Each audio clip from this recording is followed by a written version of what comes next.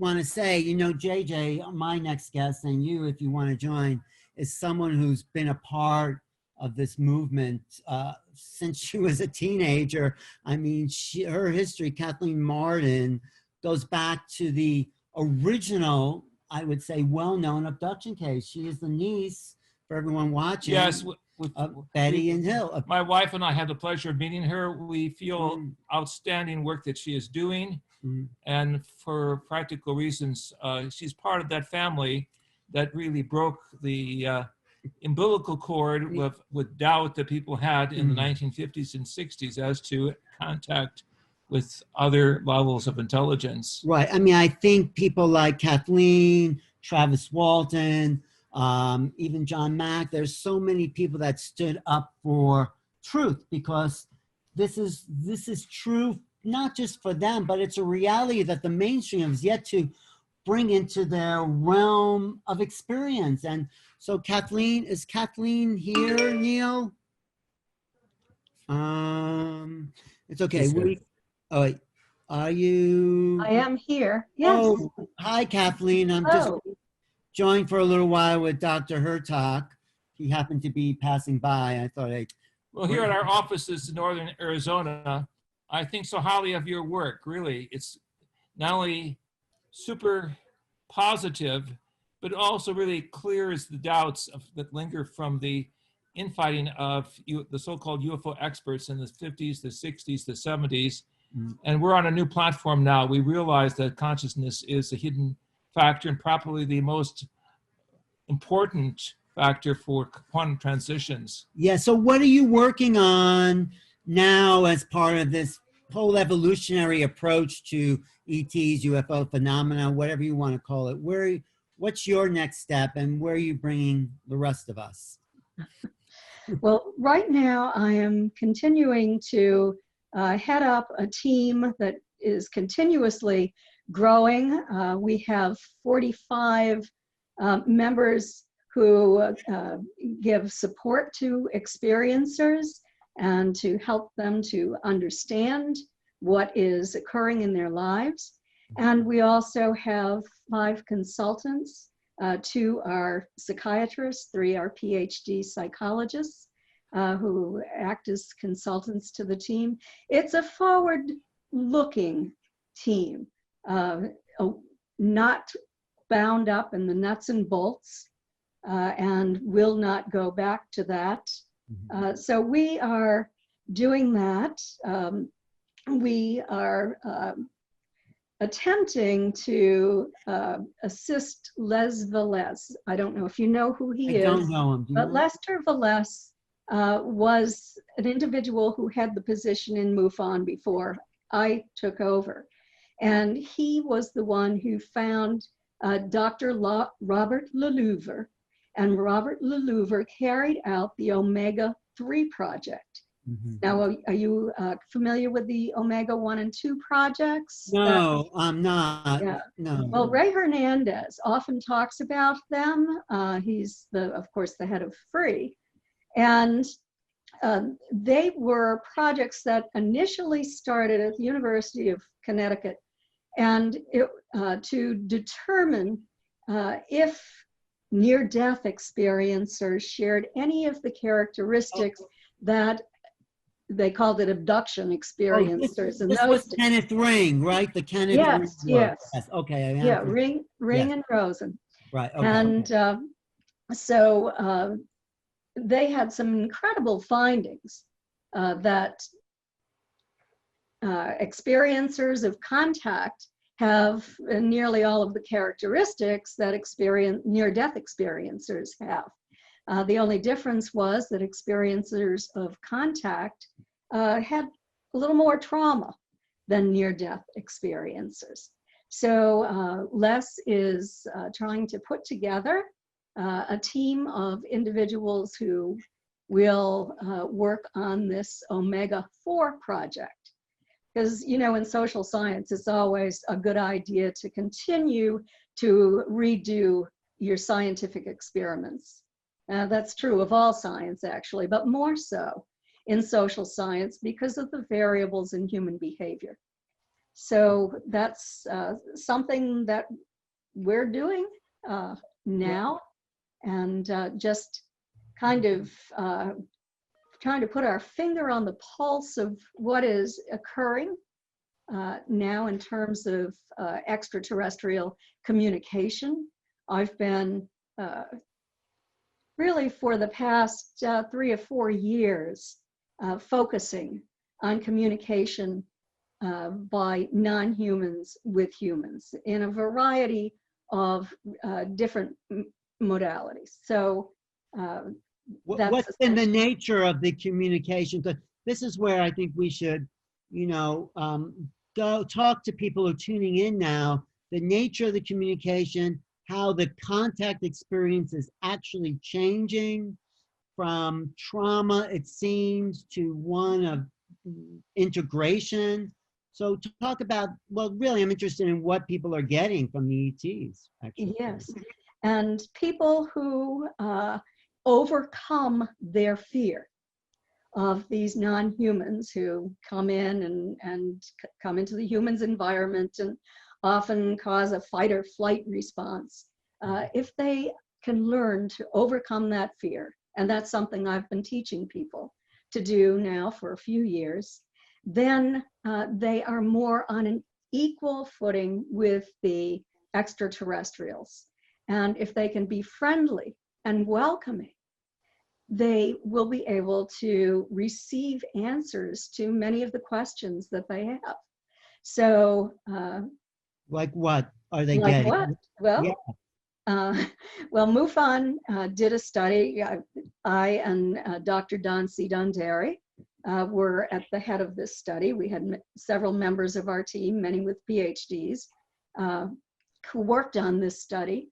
And we had open-ended questions. We wanted to know what people were being told by these non-humans. And the most common question pertained to what we should know. And what they said is that their greatest concern about humans was our failure to be good stewards to our environment. They've been saying that. I have my records dating back to 1954, when they began sharing that message with individuals, but not many people back then, and mostly through telepathic downloads back then, not on craft. Now a lot of it is occurring on craft, but maybe just as downloads in your own home too, where they come into the environment, you can feel their presence. Of course, our visual range is not very wide, so they can come into our environment. They are vibrating at a higher frequency.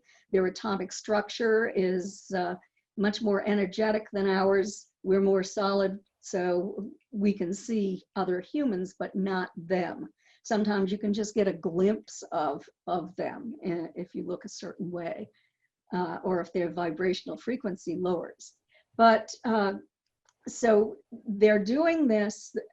They have urged so many people to also give the message to humanity that nuclear weapons are dangerous. And I hypnotized Calvin Parker from the Charlie Hickson Calvin Parker Pascagoula abduction in 1973. Well, I hypnotized him last September. And what we discovered is that Calvin had been given messages, I believe, and that he needed to share that message with humanity. And he didn't. Calvin's father worked for the Nuclear Energy Commission. Calvin was digging.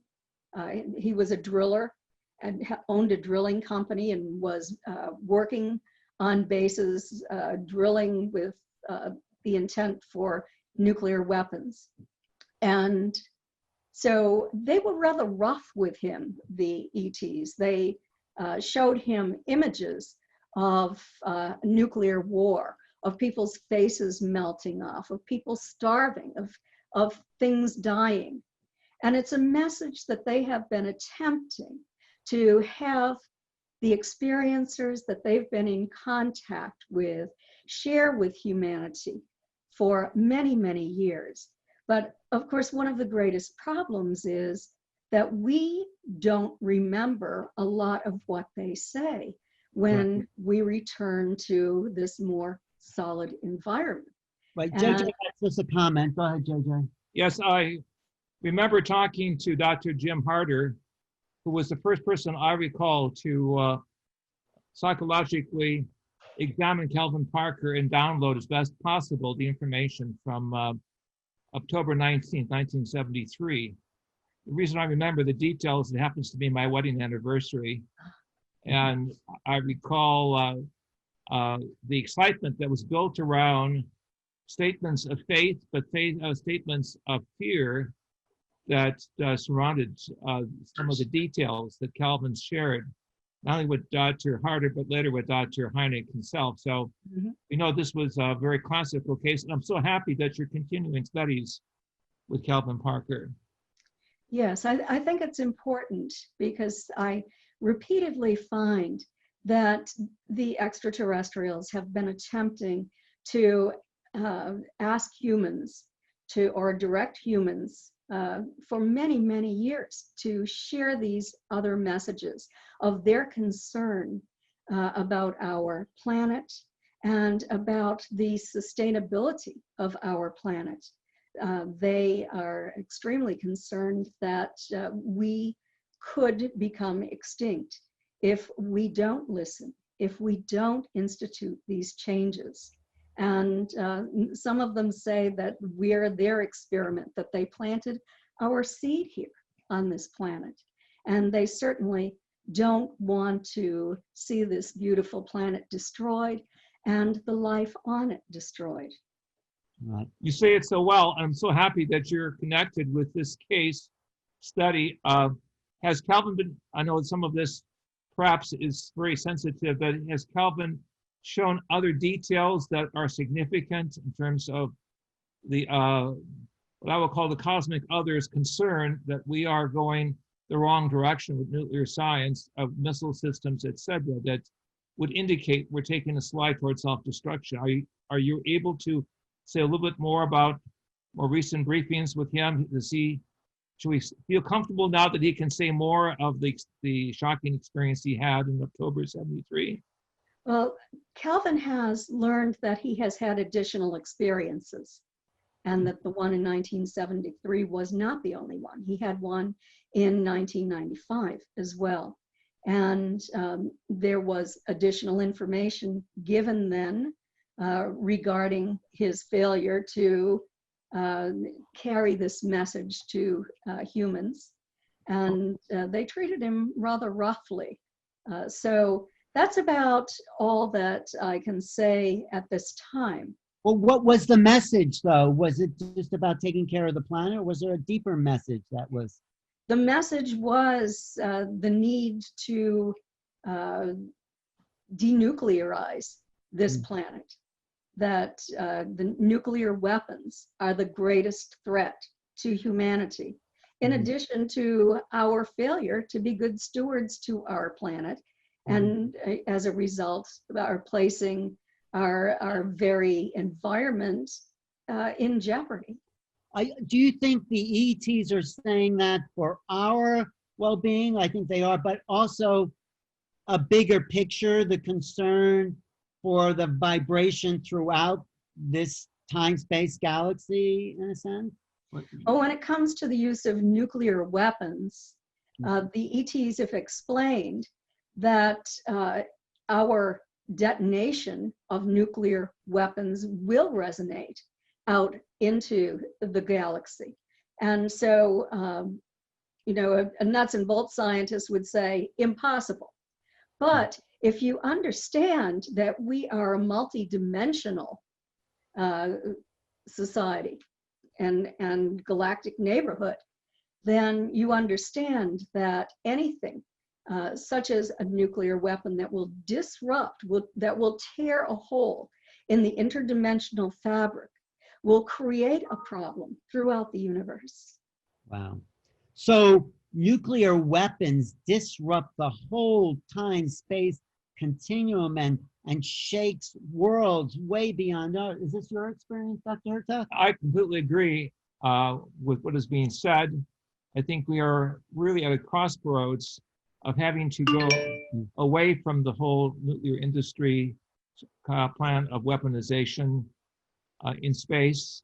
In fact, the late astronaut Mitchell, with two of my colleagues, worked on a space treaty that would prohibit weapons of mass destruction to be placed in outer space, with that in mind. So, Kathleen, you're right on target. Everything that you've said, we agree with in terms of we must have the honesty and the openness to be positive pioneers in outer space. We must be peacemakers rather than being seen as industrial warriors. And I think this is what Astronaut Mitchell wanted so many of his closest of friends to say, that we have to have a diplomacy of peace and show that we're peacemakers if our cosmic friends and the cosmic others want to work with us face to face. Right. I just want to say, joining me, I didn't do a proper introduction, is Dr. J.J. Hurtak, who I would say is one of the most multi-dimensional travelers. His book, Keys of Enoch, is landmark in opening up doorways to other realities. It came from a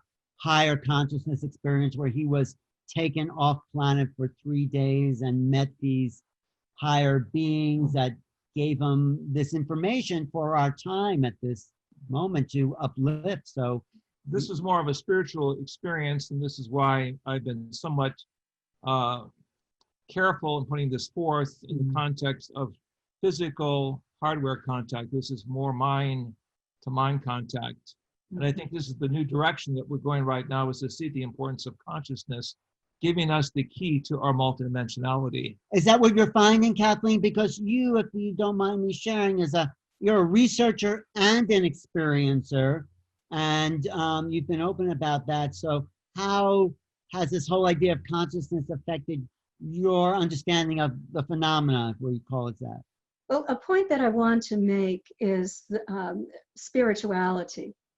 And the message that was given to me and also given to other experiencers is that we are currently out of sync.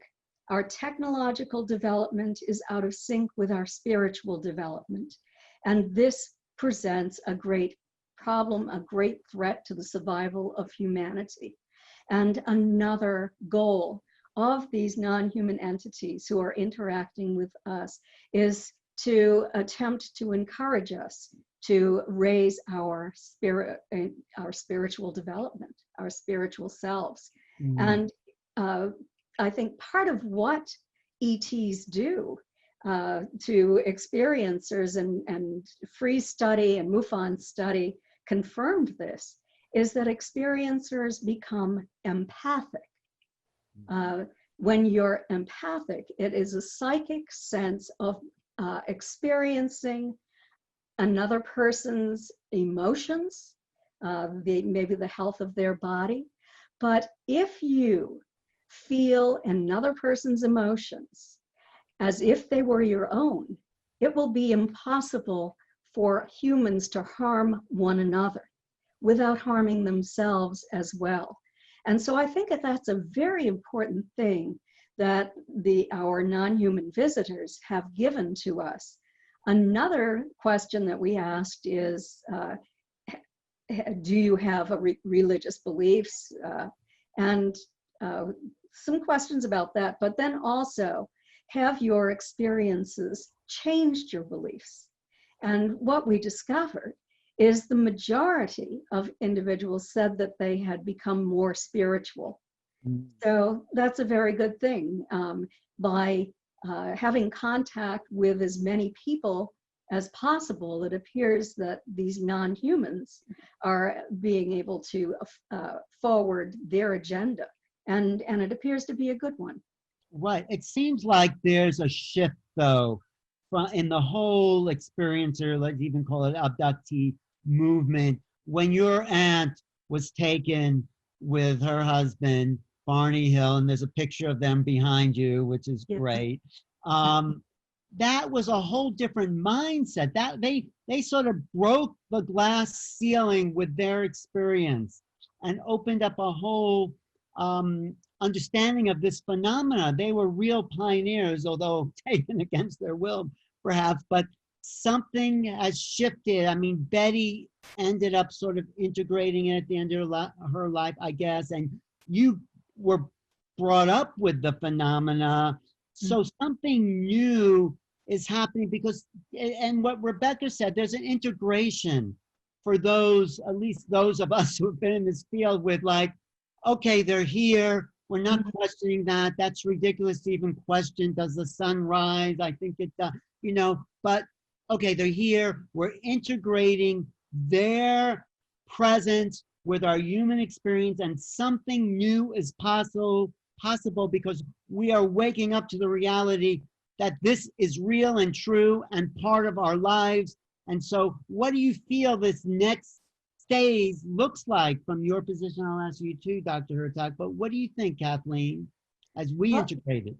I think that more and more experiencers are reaching out to one another, and that this movement is moving around the world, not just in the United States. And people are joining together for CE5 communication. And so this is a very good thing. And some of the ET groups say that they would like to land, that if they were permitted to do so, but then they haven't been permitted to do that. And who's not permitting them to do it? Who? Well, the military and federal authorities are not permitting it. Okay. I do know of one group that wanted to land, I believe it was last February. They wanted to meet with the Pentagon, and they were not permitted to do this.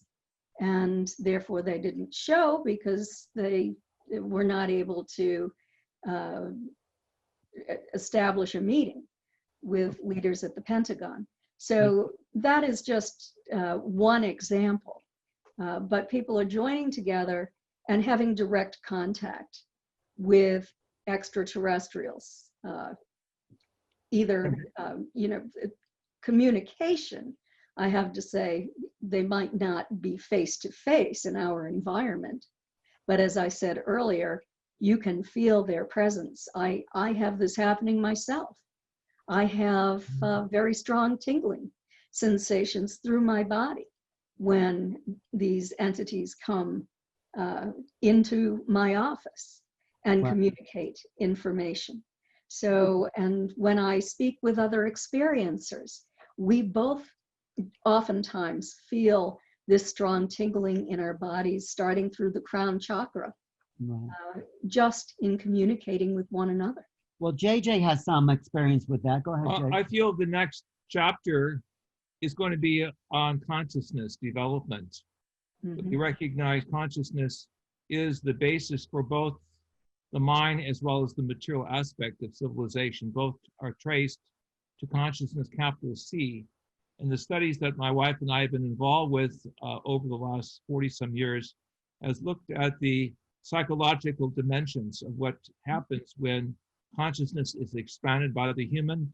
And then we began to associate all of the sciences with the meta-sciences, or what we would call the feminine side of the mind that sees the greater implications that can come through integration of both, we say, the subjective and the objective, based upon love, harmony, and goodwill towards all of the human life forms as well as the non-human life forms. So this is the big picture that we're moving into. I think we're going beyond simply hardware and software into what I call lightware, capital L-I-G-H-T, lightware associations of the inner mind and what we'll call a whole new direction of consciousness physics. Right. Is your, oh, go ahead. No, I was just going to say, I agree. Consciousness is the key. Consciousness is everything.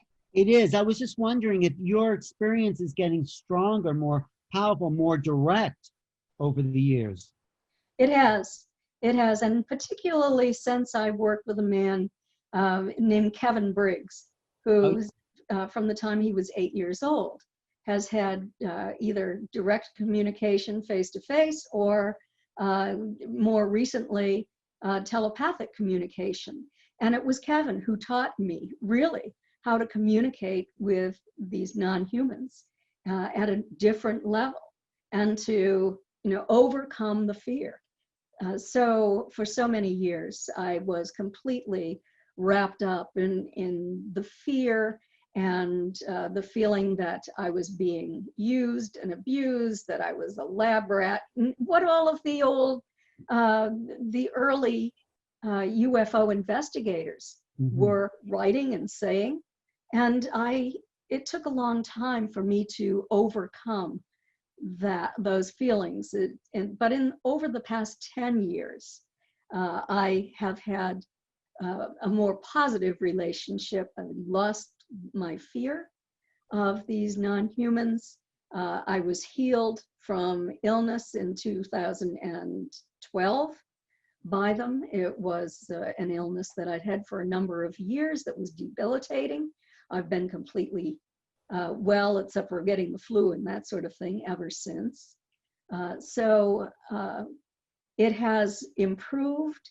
I would like for it to improve more so that I can have more communication, because I have a lot of questions that still go unanswered.